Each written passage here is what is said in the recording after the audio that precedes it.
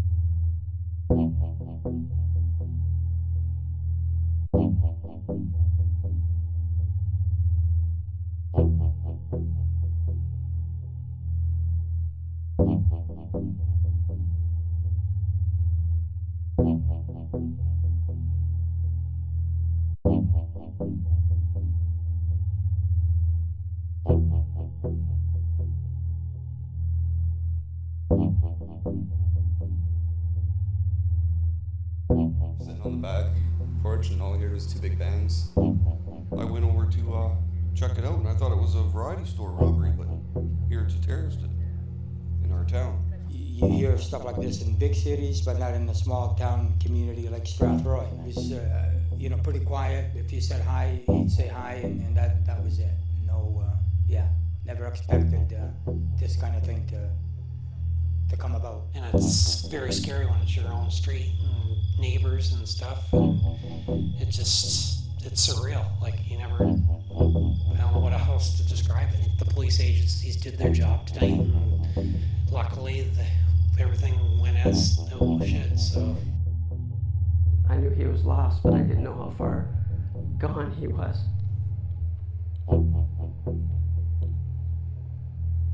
And now we'll never be able to see him again. We'll never be able to try.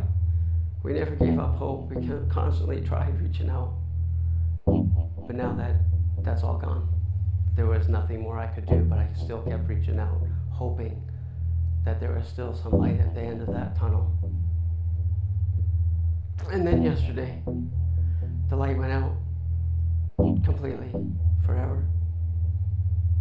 I would have told him what I've told him in the past. We love you.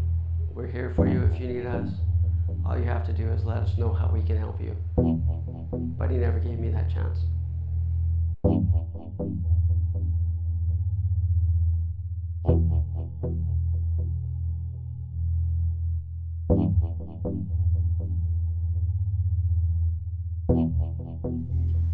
A BC couple on trial for multiple terrorism-related charges recorded a video days before an alleged planned attack.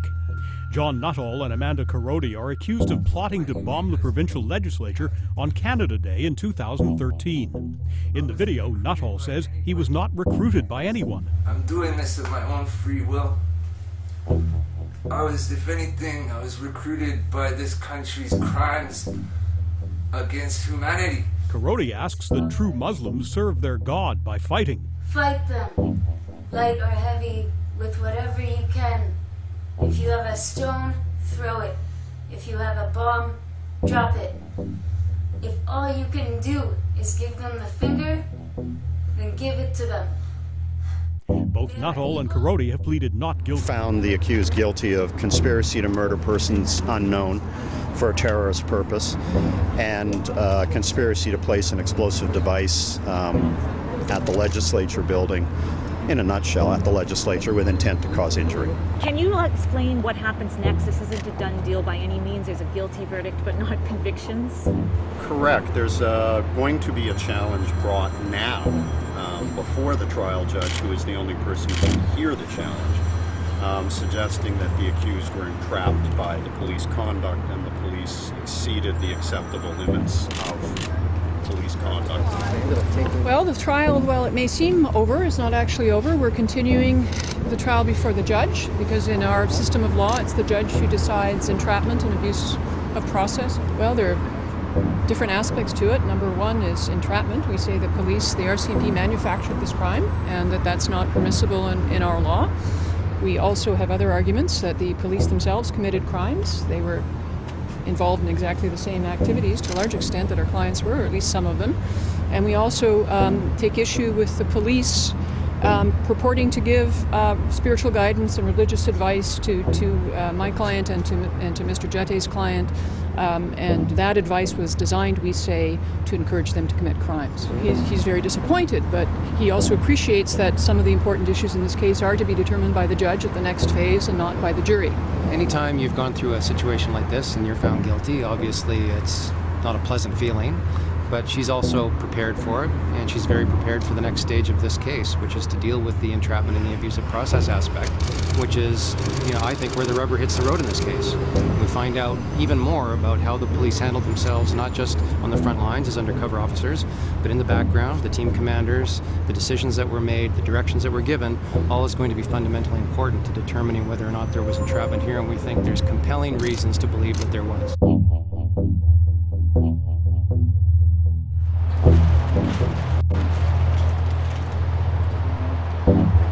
I'm ecstatic.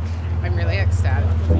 I've been so angry. It's been really difficult for me.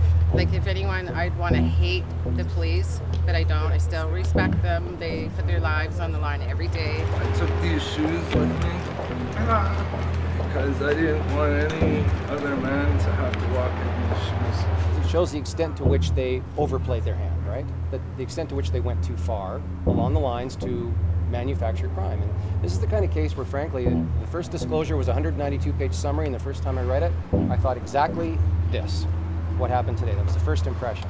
So that's how powerful the impression is when you look at this stuff. And then we've just spent a year basically parsing over every aspect of it, and this is the result, a powerful indictment of what the police did in this case. They're going to have to reintegrate into society. They've both been in custody now for almost exactly 37 months, right, since this offense was committed on July the 1st, 2013. So work has to be done to get them back on their feet, and that's being discussed and worked out now. The judge has mentioned the problems the defense raised, and they are present. These individuals had some rather odd plans. Unfortunately, they also had some very realistic, very simple, very doable plans that they did not pursue because the police persuaded them perhaps they should pursue a more complex and entirely controllable plan. That seems to have been overlooked in the judgment, and that's a significant problem.